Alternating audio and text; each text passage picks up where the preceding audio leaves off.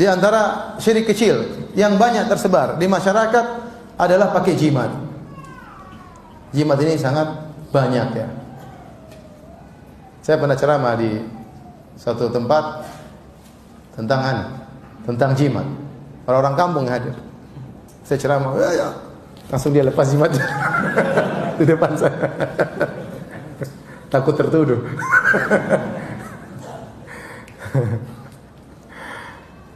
Orang-orang Indonesia suka pakai gelang. Terkadang jimat, terkadang bukan. Ada suatu hari ada orang umroh dia pakai gelang apa? Gelang keren lah, gelang apa? Terbuat dari tenunan apa namanya? Kain, keren. Datang orang Saudi satu ceramain dia. Saya bilang itu bukan jimat, Pak. Oh, udah kan orang Saudi gitu apa namanya? Jengkel kalau orang pakai jimat. Ternyata gelang gaya. Gelang gaya. Karena laki-laki tidak biasa pakai gelang. Pakai gelang biasanya perempuan. Makanya aneh kalau laki-laki pakai gelang disangka pakai apa? Jimat. Jimat kata Nabi sallallahu alaihi wasallam, man allaqa syai'an ukila ilaihi. Man allaqa syai'an faqad asyrak. Man ta'allaqa syai'an faqad asyrak. Barang siapa menggantungkan sesuatu, maka dia telah berbuat kesyirikan. Barang siapa menggantungkan sesuatu, maka akan dibuat bertawakal kepada sesuatu tersebut. Apa itu jimat? Segala yang dipakai, yang digantungkan, yang ditempelkan dalam rangka untuk menolak bala atau mengangkat bala. Segala yang ditempelkan, digantungkan, diikatkan dalam rangka menolak bala atau untuk mengangkat bala. Ada seorang sahabat, dia pakai jimat, ketemu dengan Nabi SAW. Nabi bertanya, "Ma hadhihi?" Apa jimat yang kau pakai ini? Apa yang kau pakai? Ada tali dia pakai. Kata dia, "Minal wahina." Ya Rasulullah, karena saya ada sakit. Kata Nabi SAW, "Inzi'ha." Cabut, buang itu jimat. "Fa innaka law mita wa hiya 'alaik ma aflata abadan." Kalau kau meninggal, ternyata masih ada jimat di tanganmu, kau tidak akan selamat selama-lamanya. Ya, kencang Nabi tegur. Karena ini masalah syirik, bukan main-main. Nabi pernah menyuruh sahabat untuk memutuskan seluruh jimat-jimat yang dipakai di onta-onta. Karena kebiasaan mereka. Mereka pakai pasang jimat di onta. Jadi mereka punya tali untuk busur panah, tali busur. Kalau talinya sudah lama, sudah jadi usang, sudah jadi barang antik, dijadikan jimat. Itu kebiasaan orang Arab dahulu. Dijadikan jimat. Mereka ikatkan pada hewan-hewan. Nah sekarang jimat, semua yang diikatkan, digantungkan, ditempelkan. Contoh, seorang pasang jimat di mobilnya, tulisan macam-macam supaya mobilnya tidak kena air atau tidak tabrakan atau tidak apa, itu namanya jimat. Seorang pasang jimat taruh di dapurnya supaya tidak kebakaran. Ada orang pakai jimat supaya laris dagangannya. Kalau dia pergi ke pasar, dia bawa jimat tersebut. Kalau jimatnya ketinggalan, dia pulang. Seakan-akan rezeki tidak bakalan datang. Allah buat dia orang dia jadi tawakal kepada apa? Jimat tersebut. Harusnya orang kan kalau keluar rumah, bismillahi tawakkaltu 'ala Allah. Doa yang indah. Dengan nama Allah aku bertawakal kepada Allah. La haula wala quwata illa billah. Tidak ada daya upaya, tidak ada keberhasilan, tidak ada kesuksesan kecuali dari siapa? Allah Subhanahu wa taala. Allahumma inni a'udzubika an adil aw dhal aw azil aw zal aw zlim aw zlam aw ajhalu jal alaihi. Doa yang sangat indah keluar rumah. Masuk pasar ada doanya. Kita selalu diajar berdoa agar kita senantiasa bertawakal kepada Allah. Nah, jimat merusak itu semuanya. Jimat kebal berkelahi pakai jimat. Berkelahi. Mau jihad pakai jimat. Kamu kok enggak ikut jihad? Jimat ketinggalan. Kalau saya enggak pakai jimat nanti saya mati syahid. Tawakalnya sama jimat. Repot. Jimat supaya menang main judi. Dulu saya kecil di Papua. Itu masih kecil kadang main gambar-gambar itu. Masih kecil-kecil loh. Nanti pasang yang menang dapat. Ada yang bilang, Keranda, ada jimat bagus. Apa jimat? Supaya menang main itu, main apa? Gambar. Cari cicak yang ekornya 2. Saya cari waktu itu. Masih kecil-kecil dulu.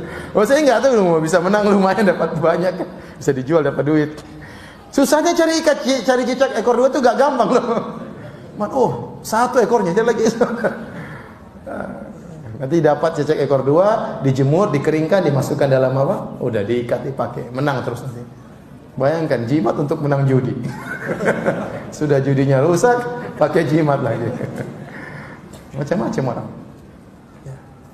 Jadi jimat sekarang bentuknya macam-macam. Tidak harus digantungkan, terkadang dituliskan. Terkadang dituliskan di badannya, terkadang dalam bentuk tato.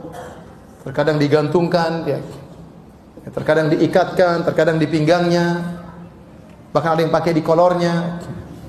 Benar ya?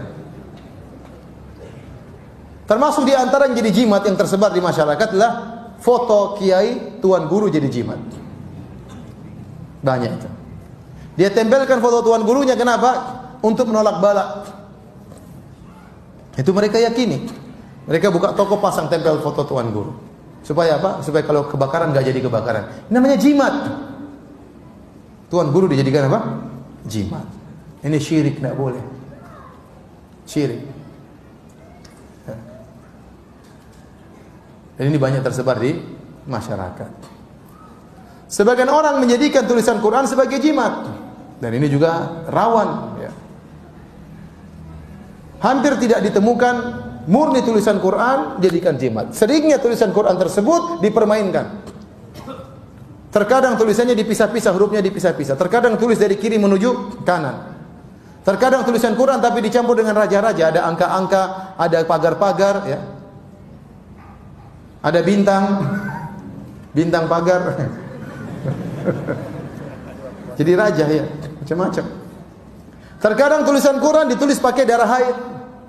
Terkadang pakai darah kodok. Ya benar.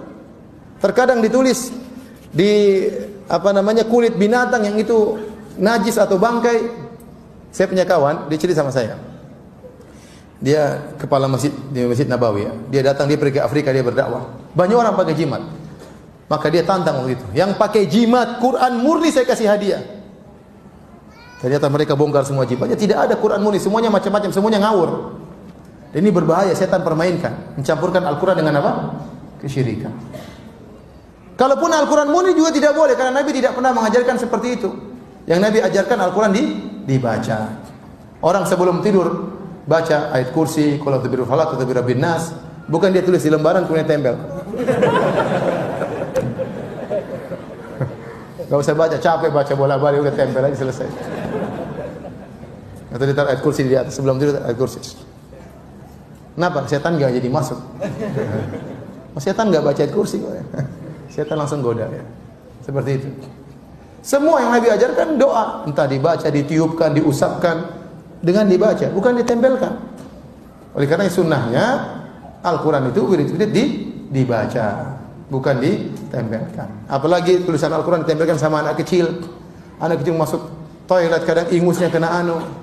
Apalagi ada orang mungkin pakai Al-Quran kemudian dia maksiat, melihat yang haram, kadang dia berzina, pakai jimat Al-Quran. Ini kan penghinaan terhadap Al-Quran.